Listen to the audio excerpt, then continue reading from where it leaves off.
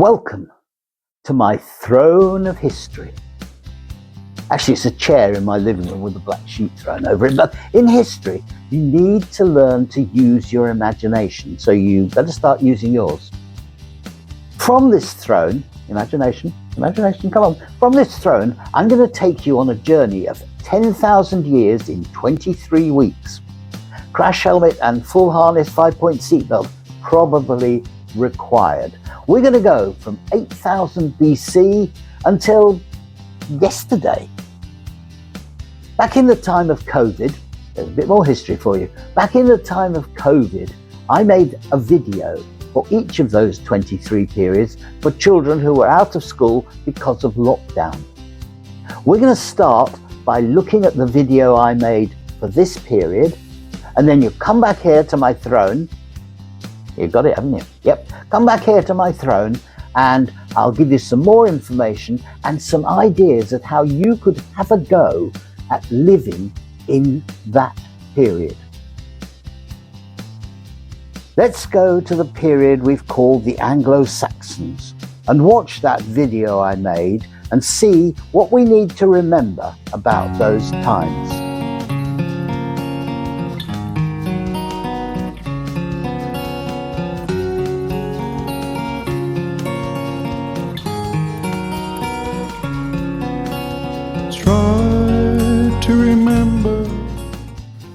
Yep, so what do we need to remember? Well, first of all, by the way, you're very festive. I did say we'd have, and you've got a Christmas card. Who's that from? From you.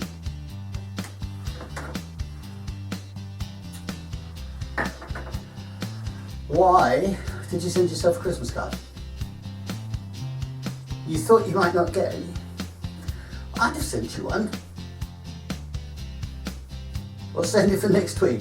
Okay, I'll make sure we've got it for next week. Anyway, so hello, welcome to the last but one of our podcast introductions before Christmas. And this one is all about the Anglo-Saxons. Now, if you remember from last week, we were telling you about the Angles and the Saxons and the Jutes who'd all come across and landed in England and started living here.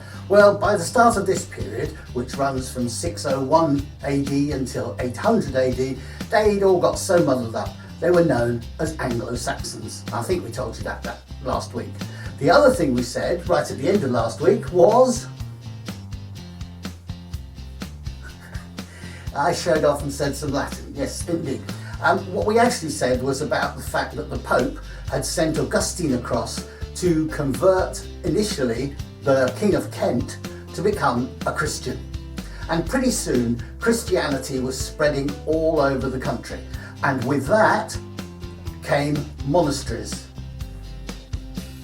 Monasteries. Well, monasteries are places where monks live, and monks are people who are very religious, and they spend most of their day either praying or writing the scriptures. And so writing actually came back, so we know a little bit more now. Some of these monks were a little bit strange in the things they did. There's a monk called St. Cuthbert that you can read about on our website. And he went off and lived in a little hut on an island for a few years. And another well-known monk was a man called Bede, and he wrote the very first history of England. But as he called it, the history of the church and the people of England, I think you can tell what it thought was the most important part, not necessarily the people. And also, he was writing about things that happened 500-600 years ago. So if I said to you, okay, no Google, no books to look at, no Wikipedia, go off and write about the Wars of the Roses, I think you might find it quite difficult. No, they couldn't ask me because I wasn't there. I'm not sure this was the best idea that you did in dressing up in tinsel, but never mind. Anyway, so that's one of the things that we're going to look at. We're also going to say that if you look at the very start of this period, the 7 kingdoms had now become 5 kingdoms, and they took it in turns to be the chief kingdom, if you like. One time one conquered one conquered another. And there's also some interesting things you can find out about a warrior who was found buried in a place called Sutton Hoo, which is actually quite close to where we live, isn't it? We've been there, haven't we? Yes. And there's lots of burial mounds around, and also what archaeologists found in those mounds are in a museum at the site. So you can go there. We've got some interesting things about how they had to decide when Easter was, because unfortunately Christians all roughly worship the same God in the same way, but not quite. So there's a very important meeting in Whitby that we write about on the website. Now what else have we got? We talk about King Offa. Now King Offa was actually mentioned in one of our counties that we're doing every Friday when we take you on this virtual journey through England. And we mentioned about a big ditch that he built between his county, or his region, and Wales, because the Welsh were kept running at him and attacking, so he didn't like that. So he built a big ditch. Not easy to say. Try it again. He built a big ditch. It was called Offa's Dyke. And then, right at the end of this period, some raids began on the northeast coast of England, and these people were the Vikings. That's correct. And they would dominate the next 200 years of history, but you won't know that till next Monday. Unless, of course, you're reading this a few months' time, in which case you can go straight to it right away. But if you're following us live-ish, then you won't know anything about that till next Monday. So that's what happens in this 200-year period. Anglo-Saxons beginning to establish their own life.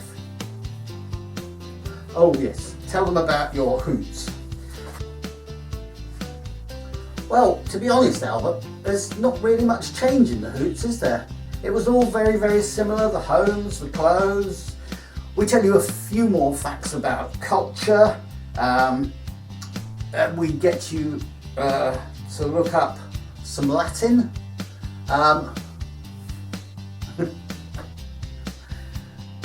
Yeah, well, you wrote it.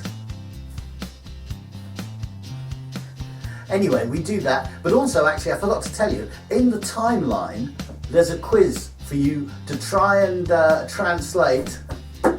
Now look what you've done. The tinsel's fallen off.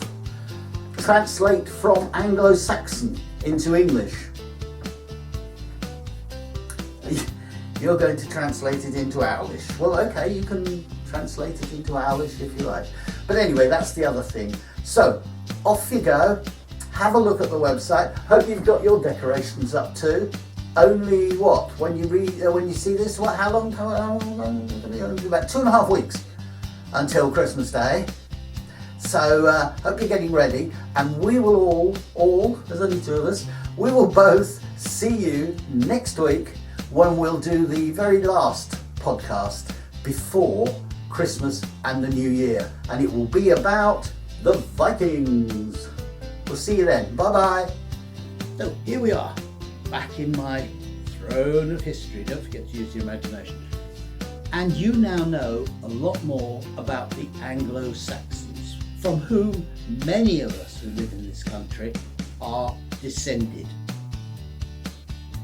Now, the problem in Anglo-Saxon times was there was no electricity. That didn't come around for another 1,000 years. So how do you light your little hut? The answer is candles. Now, I think I've told you, and if not, you can find it on the website pages in the Times Past section. The candles weren't always beautiful and smelling so fragrant as you can get candles nowadays. Some of them were made of tallow, and some of them were just made of animal fat. And to, not beat about the bush, they smell.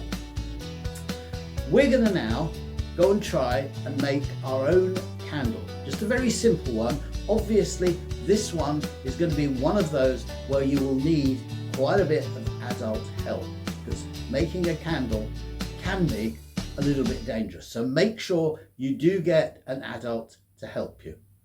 Let's go off and shed a little light on the world.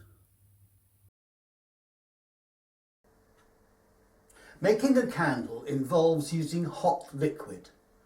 Children must have adult supervision at all times. In fact, an adult should carry out most of the tasks described in our video. To make our candle, we needed a saucepan, 3 slabs of 250 grams of lard, and a piece of string. Firstly, we needed to put the saucepan over the heat and melt the lard. I started off with just 2 slabs because I wasn't sure how much it was going to make.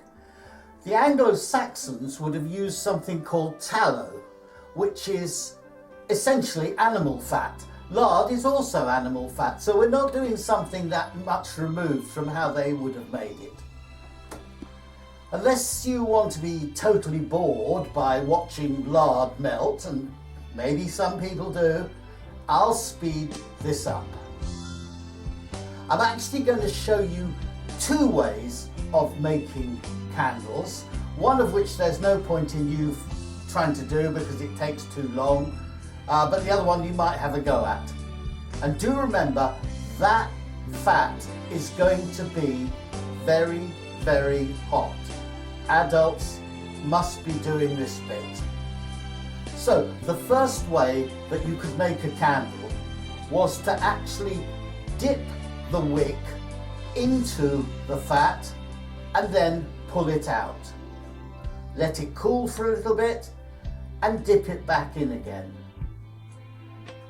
Take it out, dip it back in again. Now this takes a very long time, obviously, but that may be how they made their candles. In the old days, they would have a machine that did it. They put the wick across the horizontal, or hanging down from the horizontal bar with a weight on the bottom, and then dip it into the vat of wax, pull it out, put it in again, pull it out, put it back in again. But I'm going to show you a different way. And it doesn't involve you pulling your arm up and down for 4 hours. What you need to do is to put your wax into a measuring jug, and adults must do that. Then you have to have a cylindrical container, must be heat proof, and then making sure your wick is as straight as possible, put the fat into the container. Don't try and do that from the saucepan. That's why I put that in the measuring jug, because it will just go everywhere. Then, having got that, you obviously want the wick coming out of the middle. And if you let go of that, it will just fall down. So you build this elaborate contraption, brilliant design, and you have the wick standing out of the fat.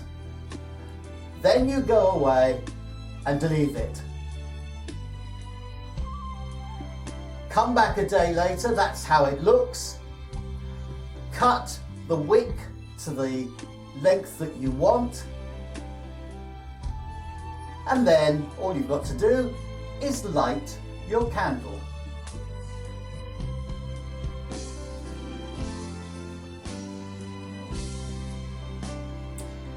And if you watch that bit of wick, you'll see that when it's out of the wax, the tallow, the fat, whatever you want to call it, it burns quite quickly. But then when it gets down to the tallow, that slows the rate it burns. Now my candle there actually burned for 30 minutes. I have speeded this bit up. We're not going to sit and watch it for 30 minutes, but it's quite pretty. But do remember, making a candle like that, you're using hot liquid, and it should be adults who do most of that work. Okay, right. There we are. Made a candle. And we've now reached 800 AD. We're only about 1300 years away from where we are now. Amazing. We have travelled 8,800 years. Next time, we will be looking at the Vikings, who came over from Denmark and Norway and Sweden, conquered part of our country, left some of it, but next time I'll see you, we'll talk about the Vikings. Okay, see you then. Oh, except... So, what do we know about these Anglo-Saxons? Well, we know a bit because they found the grave of a warrior at Sutton Hoo. Who? What? Who, what, where? The warrior found at Sutton. Who did what? No, Sutton Hoo is a place. You can't say a place is who. That's for a person.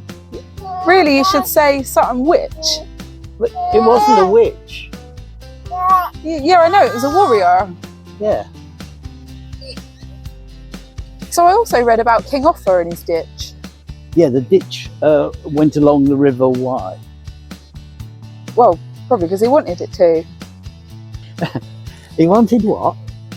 Well, he wanted to run along the river, that's why. No, the River Wye. Don't keep asking the same question.